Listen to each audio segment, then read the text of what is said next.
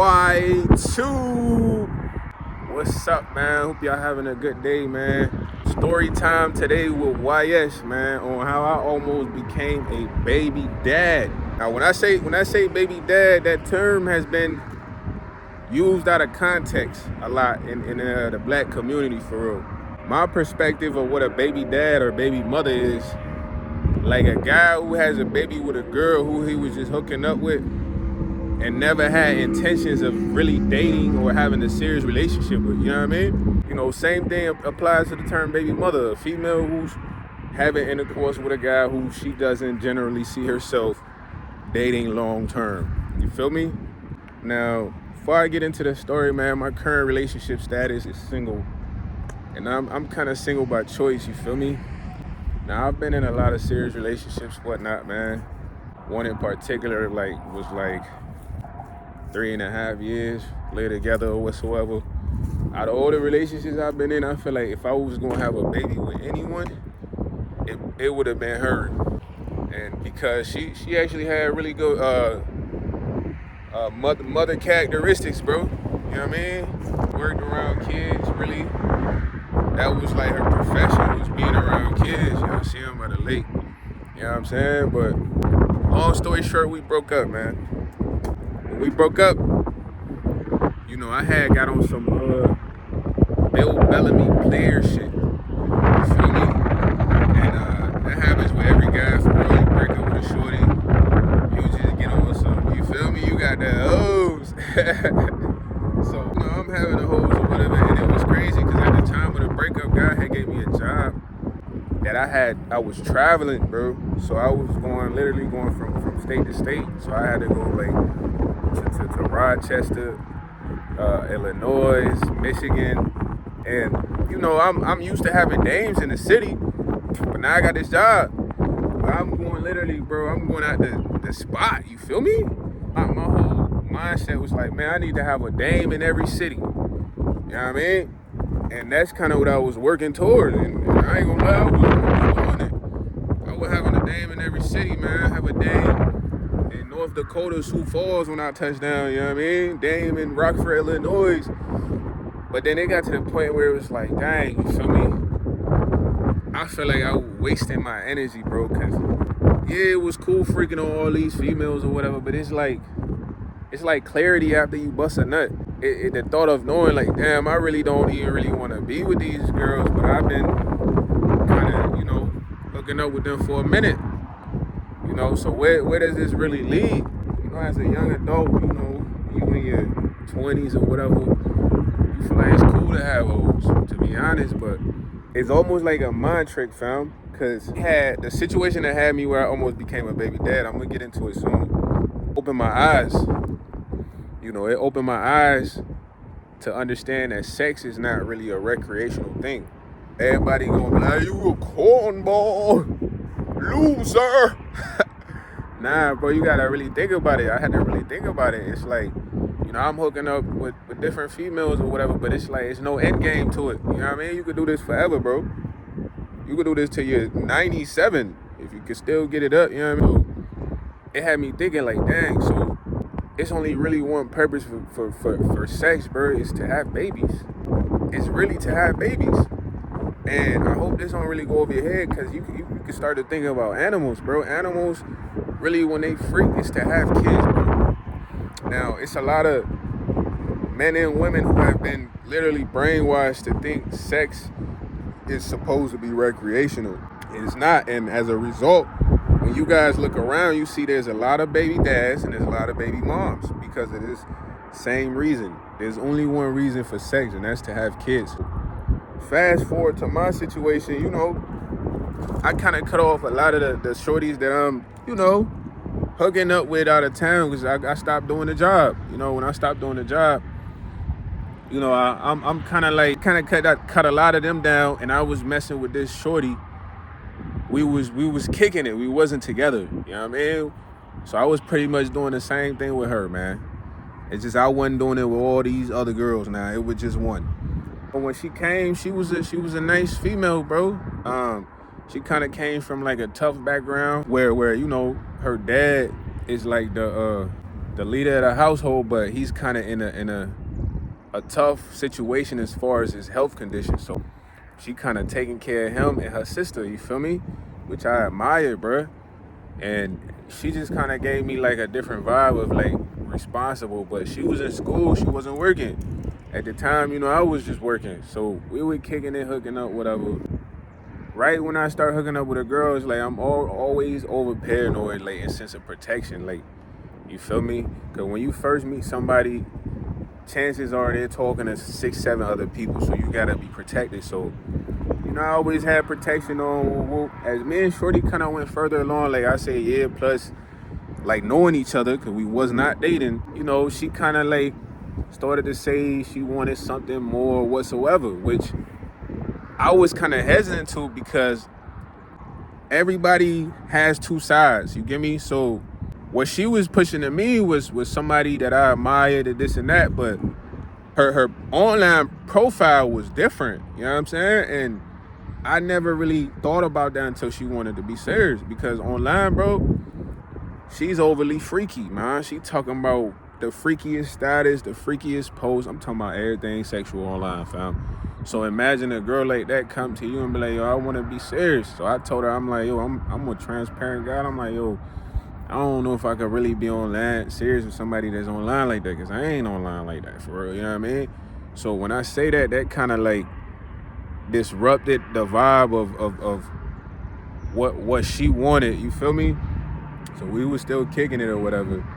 But prior to that time, she was telling me like, oh, she wants to get on birth control because she don't really like the condoms or whatever. I ain't gonna lie, I'm a transparent guy, so I'm like, man, if you really want to have unprotected intercourse, I need to make sure you good. So she booked the appointment. We went to the appointment together. She got the the contraceptives that women get, bro. I ain't really going there with her.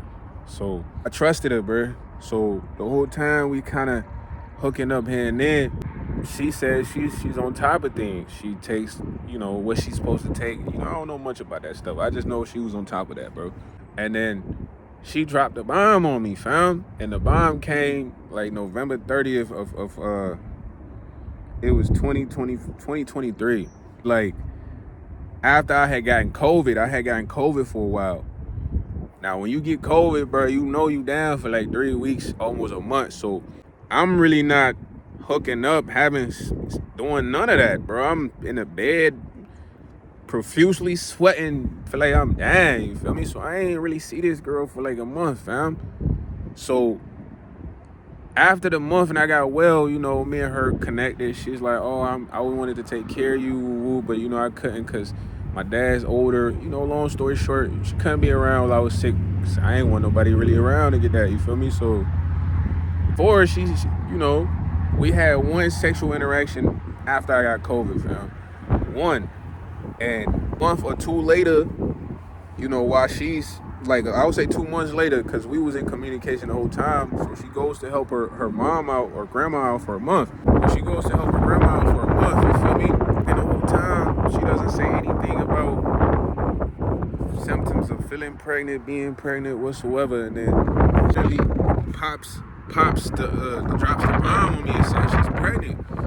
Which it wasn't a problem, bro. My only thing was like, okay, I had family members who's had baby, and I'm like, damn, you didn't know you was pregnant the whole 2 months I was talking to you or whatever. She's like, nah, I didn't know.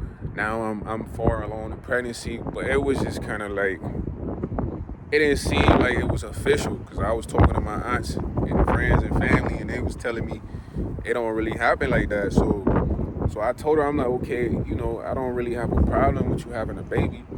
I help you take care of the baby if that's what you want. But the position we in right now, we not really in a position to have a baby. So me saying that, just kind of caused issues, because she was like, oh, well, you shouldn't have, did what you did. But I'm like, okay, I did what I did, thinking you was good. You that's under control. Like, every dude to understand what I mean by that, bro. But that's the things you don't really say to a female during that time, because they take it kind of personal. Because I'm saying, like, I thought you was on the protection, baby. What happened? So long story short, man, she's not really communicating, because I'm saying how did this happen, if you was on top of things, next thing you know, her demeanor changes up on me, bro. And when her demeanor changes up on me, that comes as a result of me saying, like, I don't mind taking care of the kid. I've literally took care of all my siblings almost. It's nothing, but I just want to make sure this baby mine. Because I told you guys, her persona online was overly freaky, OnlyFans vibes, and there's nothing wrong with that. That's who you are online, that's cool. That also reflects how you might be moving. So when I say, look, man, it's not wrong, I want to do a DNA test, I just want to make sure the baby mine's, bro, everything went left. He then started saying I'm never going to see the kid, because it was supposed to be a boy apparently.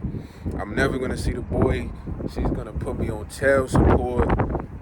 She doesn't even want me to have visitations, all because I say, look, I would like to do a DNA test. I never insulted shorty, nothing. Crazy part is she blocked me. She blocked me up until the birth of the baby. And a lot of women, you gotta communicate with the guys if you think that's the father of the baby, regardless of if he wants a DNA test or not. It's just the right thing to do. So she blocked me till the birth of the baby. So I'm at work. Imagine I'm getting attacked from your family members who I never met. Like, yo, you a bum ass nigga. You know what I mean?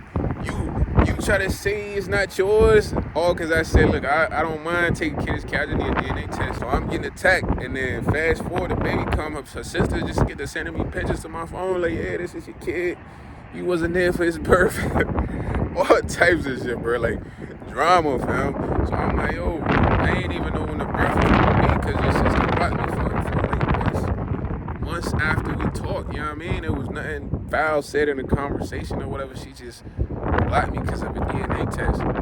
Next thing you know, she's like, oh, the sister is a younger sister. So I don't really communicate with her like that, but she's kind of like saying I didn't show up for the birth, so they named the kid whatever they want to name the kid, this and that. So I'm like, okay, well, I sent the pictures to my pops, you know. In your family structure, everybody got similar like facial features that they carry. Like for me, most of my siblings got my nose and they got the eyes, you feel me? So like a big button nose, you feel me? This man ain't had that. That boy had a smooth nose, you heard? So hold on. It is my boy. He gonna have that nose, that snout, you know what I'm saying? At that point, I'm talking to the younger sister. I'm like, yo, I don't really think this baby minds. You feel me? And I don't want to say his sister was sleeping around, but I don't see any facial features to show this baby mine. The little sister kind of like, basically like, oh, you're lying, this and that. You know how it goes back and forth. So I'm like, okay, well, what's the purpose of us just arguing? Let's just go do the DNA test to figure out if this baby's mine or not. Never heard back from the little sister. You know what I'm saying? Fast forward, somehow the way God works is mysterious. And like, you gotta settle certain situations somehow. So I meet the girl somehow. So we kind of have like a quick conversation, and I'm like, look, you know, I don't really know why you acted how you acted with the situation. You know, I'm a good guy. I would have helped take care of the kid if it was really mine, but I personally feel like the kid was never really mine. And we should talk about that. So in talking to her, she was like, yeah, you know, I was hooking up with you, but then I had a one night stand also. Which, I mean, it sounds like the truth because I told you her online personality was crazy, bro. But it's like, why put me through the stress of thinking that this is my baby, I'm gonna have to pay child support, I'm gonna be able to see my son, if you know that you were sleeping with someone else. You know, she was like, well, how was I supposed to know I would get pregnant off a one night stand? It's like, that's obvious. Anytime you have unprotected sex, you're gonna get pregnant. You know what I mean? You just gotta be someone of accountability and say, look, I was having sex unprotected. That whole situation was like for a whole year. That whole year literally ruined my life. I'm thinking like, yo, I'm finna have a baby with a girl I didn't even want to be with. Second, I might not even have the opportunity to be a part of this baby's life. Third, she's saying she's gonna take me to the court so she can have full custody. And it's like, these are the things that baby fathers and baby mothers probably go to. And and it's a screwed up situation because it's like, yo, bro, if you are having recreational sex with somebody that you do not see yourself being in a relationship with, you gotta cut it out, fam. It's gonna bring you turmoil, stress. That shit had me stressing, bro, for a whole year. It made me want to be abstinent. I mean, like, I don't even want to just freak on a shorty right now if I don't really like her and see myself being with her, having a future with her, or looking at her like she's somebody that can take care of the kid, man. So that almost became a baby dad, man. And all the baby moms and baby mothers out there, if you made it this far, come and agree, man. That's what happened to you. You know what I'm saying? That's why it's a lot of baby moms, baby dads out here, because people having recreational sex with each other, and they don't have a plan of being together. And once the pregnancy happens, it's like, yo, everything is different. You know what I'm saying? So that being said, yo, y'all hit the subscribe button, man.